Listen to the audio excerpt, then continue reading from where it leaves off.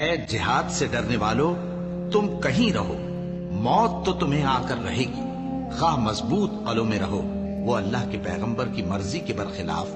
بیٹھ رہنے سے خوش ہوئے اور اس بات کو ناپسند کیا کہ اللہ کی راہ میں اپنے مال اور جان سے جہاد کریں، اور دوسروں سے بھی کہنے لگے کہ گرمی میں مت نکلنا۔ ان سے کہہ دو کہ دوزخ کی آگ اس سے کہیں زیادہ گرم ہے، کاش یہ اس بات کو سمجھتے، اور اگر وہ نکلنے کا ارادہ کرتے تو اس کے لیے سامان تیار کرتے، لیکن اللہ نے ان کا اٹھنا اور نکلنا پسند ہی نہ کیا تو ان کو ہلنے جلنے ہی نہ دیا، اور ان سے کہہ دیا گیا کہ جہاں معذور بیٹھے ہیں تم بھی ان کے ساتھ بیٹھے رہو۔ اگر وہ تم میں شامل ہو کر نکل بھی کھڑے ہوتے تو تمہارے درمیان شرارت کرتے اور تم میں فساد ڈلوانے کی غرض سے